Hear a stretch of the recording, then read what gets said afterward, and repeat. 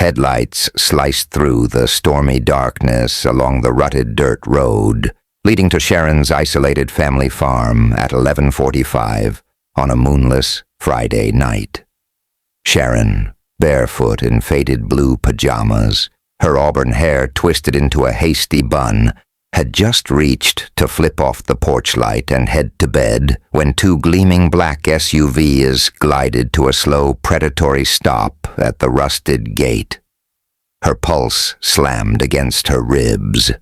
Her hand flew to the old double-barrel shotgun her father had kept above the mantel. No one drove out here this late. Not unless they were the loan shark's enforcers, men who had already left slashed tires, broken windows, and a dead calf on her doorstep last month. 2 years ago, her parents had died in a fiery rollover on the highway back from the county auction. They left her this struggling patch of land and a crushing $180,000 debt that had somehow ended up in the hands of a vicious collection ring. Sharon had learned to live with the constant knot of fear in her stomach. But tonight, the air felt heavier, electric, wrong. One of the SUV doors opened with a soft, expensive click. A tall man, in a perfectly tailored black suit, stepped out into the rain. Not one of the usual thugs. This man moved with the kind of lethal authority that made even hardened criminals step aside. In the weak glow of the porch lantern, Sharon could see the intricate tattoo curling up the side of his neck, the sharp line of his jaw, the dark eyes that looked both exhausted and dangerously alive. His white shirt was open at the collar, revealing more ink against tan skin. He carried himself like a man who had stared death down and won, every time. He walked toward the porch with slow, deliberate steps through the falling rain. "Are you Sharon?" His voice was low, velvet over steel, accustomed to commands, not requests. Sharon leveled the shotgun at his chest. "Who the hell are you? This is private property." He didn't flinch, didn't even glance at the barrel. "The gun's loaded, but your finger's not on the trigger yet. Smart." Her stomach twisted, but she kept the weapon steady. "I asked who you are." "Mario Dante." The name hit her like a punch. Everyone within 100 miles knew that name. The youngest, most ruthless head of the Dante crime family. The man who had turned a regional syndicate into an empire. "And I'm not here to hurt you." He stopped at the bottom step, rain sliding down his face, soaking his expensive suit without seeming to notice. In those dark eyes, Sharon saw something raw flicker, something she hadn't expected. Desperation. "I'm here to make you an offer you can't refuse." Sharon's grip tightened on the shotgun. What kind of offer? Mario reached into his jacket and pulled out a folded document, holding it up so she could see the official seal even in the dim light.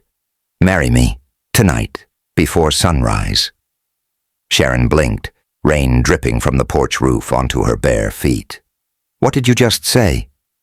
"I need a wife. My father's will is ironclad. If I'm not legally married by dawn, the entire Dante empire, everything my family built, passes to my cousin Luca. He's already positioning himself to take it all. And if he does..." Mario's voice dropped, edged with something close to dread. "He'll burn it all down, including anyone who stands in his way." He took one step closer, rain plastering his black hair to his forehead. "Marry me, Sharon. I'll pay off every cent of your debt. I'll make sure no loan shark ever sets foot on this land again. You'll have protection for life." Sharon stared at him, heart hammering. "And what do I get out of being your fake wife?" Mario's gaze never wavered. "Everything you need to keep this farm, and the one thing I need to keep my empire." Near midnight, 2 black SUVs, a Mafia kingpin standing in the rain, asking a farm girl to marry him before the sun came up. Sharon lowered the shotgun just an inch, rain mixing with the sweat on her palms. "If I say yes," she said slowly, "I have one condition of my own." Mario tilted his head, waiting. "If you're enjoying the story, please take a moment to subscribe and give this video a like. It really helps support the channel. We'd also love to hear from you. Tell us where you're watching from in the comments. Your support means a lot, and we truly value our community. You live here, on my farm, with me, no bodyguards inside the house, no fancy cars in the driveway. You step into my world, feed the chickens, mend the fences, eat what I cook. If we're doing this, even on paper, you're going to learn what kind of man you really are when the power and the money are stripped away." For the first time, something like surprise flashed across Mario Dante's face. Then slowly, he nodded. "Deal." Sharon stared at Mario Dante through the sheets of rain, the shotgun still heavy in her hands. The man who ruled half the underworld stood on her porch like a drowned king, suit ruined, dark eyes locked on hers with a desperation she hadn't expected from someone like him. Lightning cracked overhead, illuminating the sharp lines of his tattooed neck and the faint scar along his jaw. "You're serious," she said, voice barely above the storm. "Deadly serious." He held the document out again. "Sign it, Sharon, tonight. We do this now or everything ends at sunrise." Her mind raced. The farm, her parents' last gift, was days from foreclosure. The loan sharks had already promised worse than dead animals next time. She had no money, no family, no way out. And here was a devil offering salvation with a ring and a condition that felt like a cage. But his eyes? There was something raw in them, not just power. Need. She lowered the shotgun slowly. "If I do this, you live here. No guards in the house, no empire business under my roof. You become part of this life. My life. Or the deal's off." Mario studied her for a long beat, rain dripping from his black hair. Then he gave a single, sharp nod. "Agreed." Inside the small kitchen, the storm raged against the windows while they sat across from each other at the scarred oak table.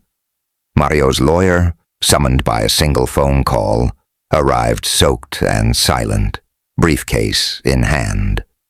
The contract was thick, clauses in tiny print. Sharon read every line, her finger tracing the words, 1-year term, debt erased immediately, full protection, divorce option, after 12 months with a generous settlement. And the added clause in fresh ink. Mario Dante would reside full-time on the Harper farm, no external security inside the home. She signed first, hand steady despite the tremor in her chest. Mario signed next, his bold signature swallowing half the page. Dawn was still hours away when they drove in silence to the small chapel 20 miles out, a place the lawyer knew would stay quiet. Father Elias, an old priest who owed the Dante family a favor, waited in the dim nave.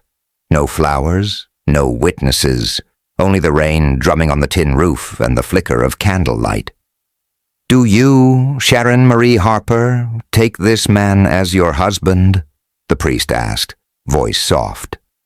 Sharon looked at Mario, still in his rain-soaked suit, still unreadable, and felt the weight of the moment settle in her bones. "I do. Do you, Mario Dante, take this woman as your wife?" Mario's gaze never left her face. "I do." Rings were simple gold bands from the lawyer's pocket.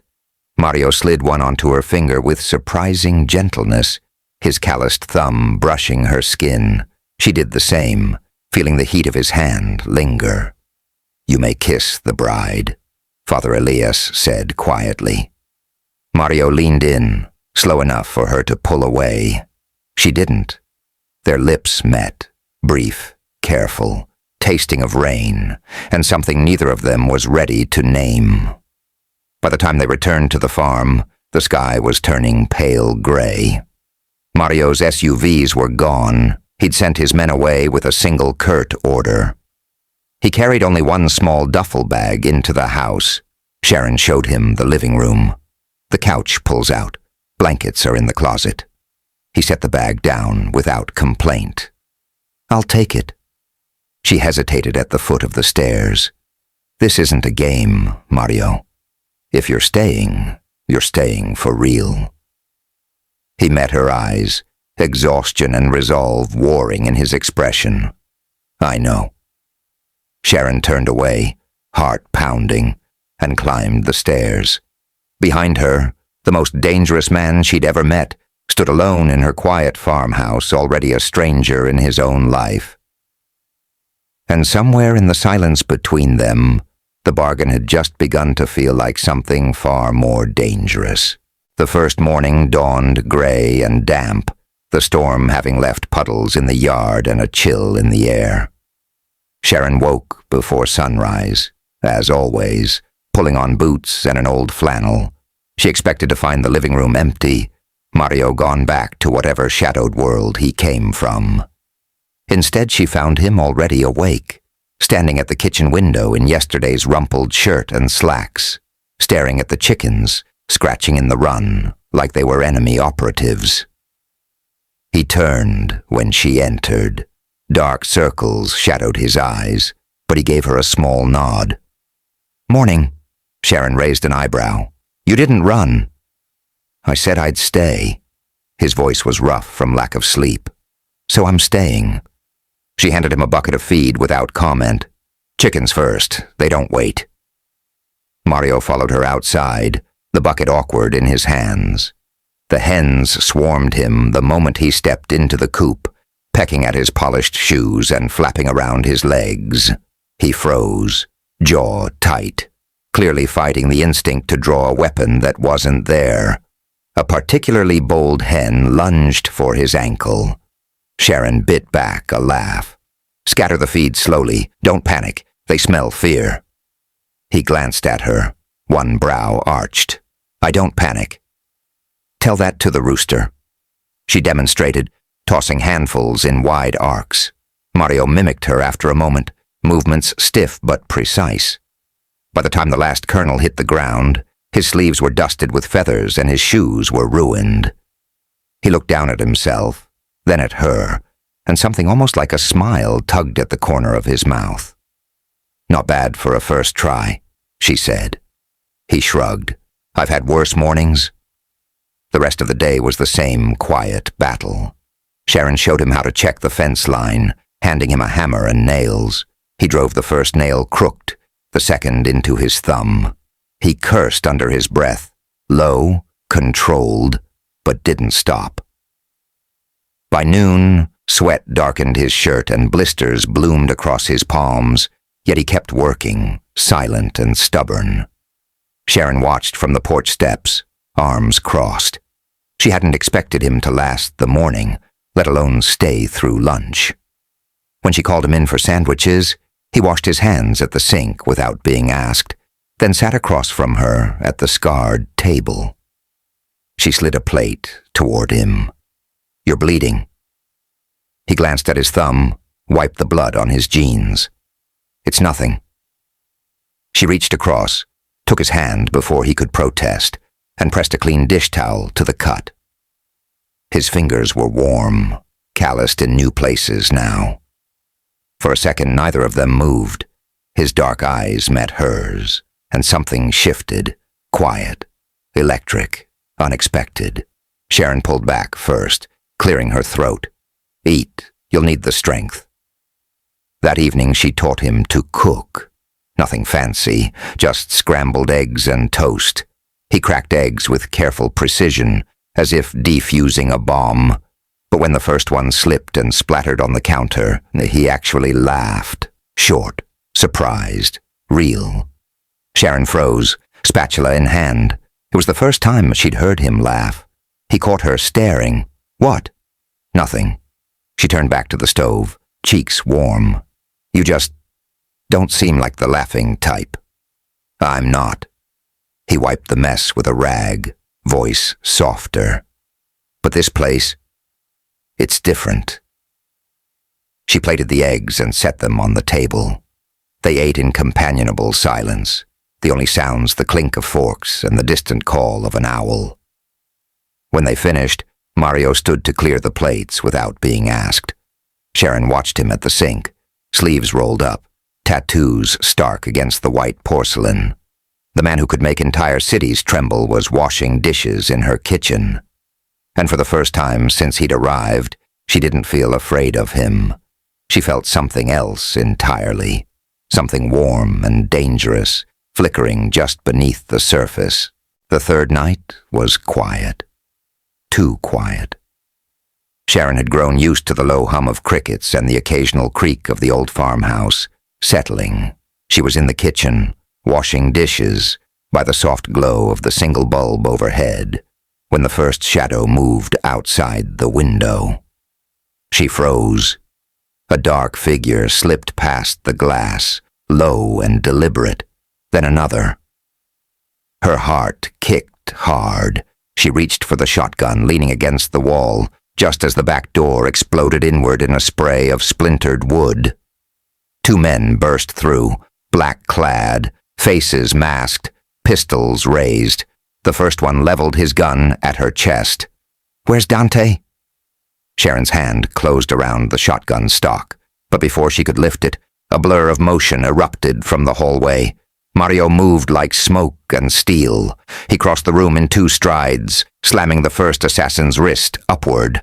The gun fired into the ceiling, plaster raining down. Mario twisted, driving an elbow into the man's throat with surgical precision. The intruder dropped, choking, weapon clattering to the floor. The second man swung toward Mario, but Mario was already there, grabbing the barrel, wrenching it aside as the shot went wide. He drove his knee into the man's gut, then brought the butt of the pistol down on the back of his skull. The assassin crumpled without a sound. Silence fell, broken only by the ringing in Sharon's ears and the distant drip of rain from the broken doorframe. Mario stood over the fallen men, breathing steady, eyes scanning the darkness beyond the shattered door. Blood streaked his knuckles, but he didn't look at it. He looked at her. "You okay?" His voice was low, calm, too calm. Sharon's hands shook around the shotgun. She nodded once, throat tight. "They came for you. For us." He crouched beside the first man, checking for a pulse, then rifled through pockets. He pulled out a phone, glanced at the screen, and his jaw tightened. Luca's signature, clean work. They were testing me, seeing if I'd protect what's mine. Sharon lowered the gun slowly. "And you did." Mario met her eyes. "I said I'd keep you safe." She stared at him, at the man who had just killed 2 trained killers in her kitchen, without hesitation. The same man who'd fumbled eggs and laughed at his own blisters. The contrast hit her like cold water. This was the real Mario Dante, lethal, efficient, terrifying. And he'd done it for her. She stepped closer, careful around the bodies. "What now?" Mario straightened, wiping blood from his hands on his jeans. "I call my people. They'll clean this up, and Luca will know the message. Touch her, and he dies." Sharon glanced at the broken door, the blood on her floor, the dead men who had come to kill them both. Fear coiled in her stomach, not just for herself, but for the fragile thing growing between them. She had pulled him into her world, but his world had followed, violent and unforgiving. Mario watched her face, something almost gentle flickering in his dark eyes. "You're not alone in this anymore, Sharon." She swallowed hard. "I know." He reached out, hesitated, then brushed a strand of hair from her cheek with the back of his knuckles, careful, almost tender. The touch lingered a second too long. Sharon's breath caught. She didn't pull away. Outside, headlights cut through the night, his men arriving. Mario stepped back, all business again, but the air between them had shifted. The danger was real now, and so was the pull drawing them closer. The 4th night after the attack, The farmhouse felt smaller, the silence heavier. The broken door had been boarded up, the blood scrubbed from the floorboards, but the scent of gunpowder lingered like a ghost. Sharon couldn't sleep. She sat on the porch steps in the cool dark, knees drawn to her chest, staring at the moonlit fields. The shotgun rested against the railing beside her, close enough to reach. Mario found her there. He stepped out quietly, barefoot, wearing only sweatpants and a plain black t-shirt that stretched across his shoulders. The porch light cast long shadows over the fresh bruises on his knuckles. "You're up," he said, voice low. "Couldn't sleep?" She didn't look at him. "Every time I close my eyes, I see them coming through the door again." He sat beside her on the step, close but not touching. "They won't come again, not tonight." Sharon exhaled, breath fogging in the night air. "It's not just them, it's everything, this place. It's all I have left of my parents." Her voice cracked on the last word. She swallowed hard. "They died 2 years ago. Drunk driver on the highway. 1 second they were laughing about some stupid joke at the auction. The next, gone. They left me the farm, and this mountain of debt they'd taken out to keep it running. I thought I could handle it. I was wrong." Mario listened in silence, elbows on his knees, gaze fixed on the dark horizon. Sharon wiped at her eyes with the heel of her hand. The loan sharks started circling right after the funeral, first the threats, then the dead animals, then the slashed tires. I kept telling myself I'd figure it out. But I'm tired, Mario. I'm so damn tired of being scared. He turned his head slightly, studying her profile in the moonlight. When he spoke, his voice was quieter than she'd ever heard it. "My mother was murdered when I was 14. The words came out steady, but there was an old wound beneath them.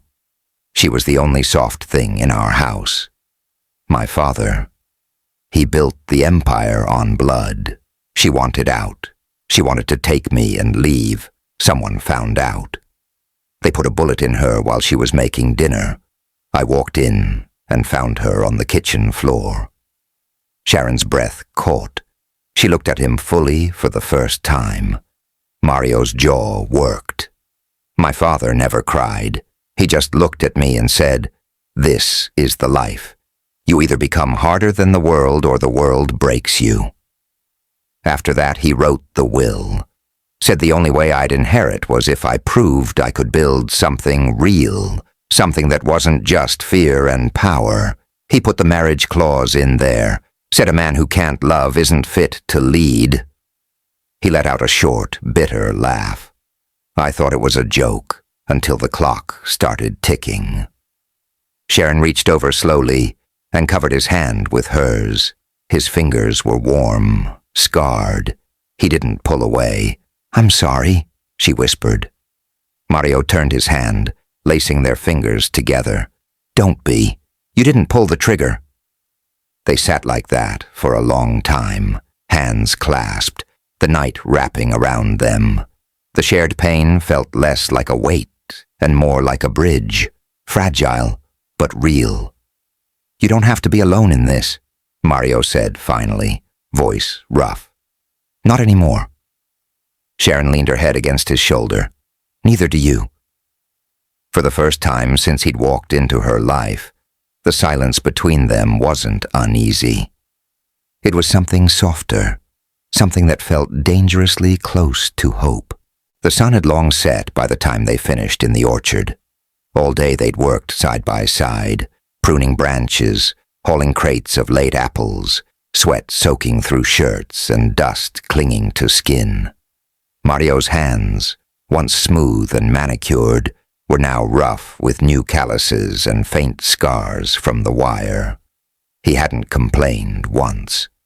Sharon watched him lift the last crate onto the truck bed, muscles shifting under his faded t-shirt, and felt something warm twist low in her stomach. They didn't speak as they walked back to the house. The night air was soft, heavy with the scent of earth and ripening fruit. Sharon paused at the porch steps, tilting her head back to look at the stars scattered like spilled diamonds across the black sky. "Beautiful," she murmured. Mario stopped beside her, close enough that she could feel the heat radiating from his body. "You don't see this in the city." She glanced at him.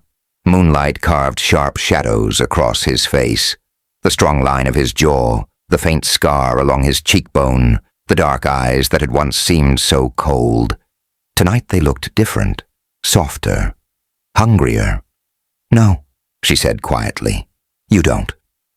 He turned toward her fully, the space between them shrinking to nothing. Neither moved to close it, but neither stepped away. The silence stretched, thick with everything they hadn't said. Mario lifted a hand slowly, as if giving her time to pull back. His fingers brushed her cheek, thumb tracing the curve of her jaw with surprising gentleness. Sharon's breath caught.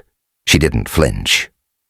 "You've been teaching me how to live," he said, voice low and rough. "I didn't know I needed to learn." Sharon searched his eyes. "And you've been teaching me I don't have to do it alone?" His thumb stilled against her skin. Then he leaned in, slow enough for her to stop him. She didn't.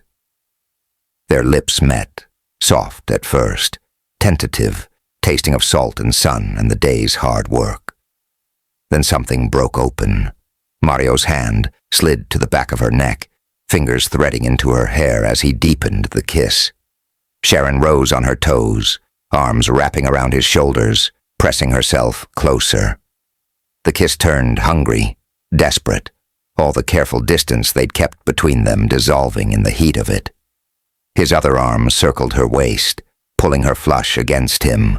She felt the hard planes of his body, the steady thud of his heart against hers. A soft sound escaped her throat, and Mario answered with a low growl, tilting her head to claim her mouth more fully. Tongues met, tangled, explored.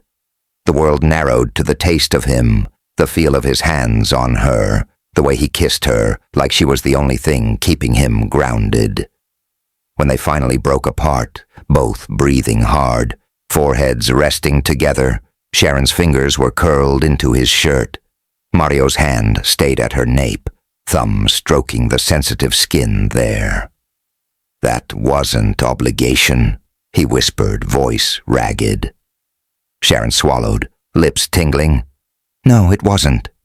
He pulled back just enough to look at her, eyes dark and searching. "I want you, Sharon.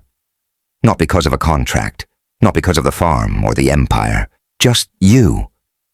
Her heart hammered.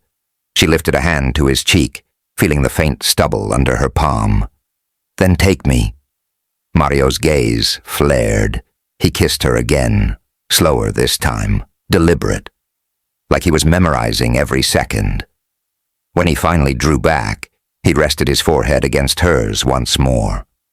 "Whatever comes next," he said quietly, "we face it together." Sharon nodded, fingers still tangled in his shirt.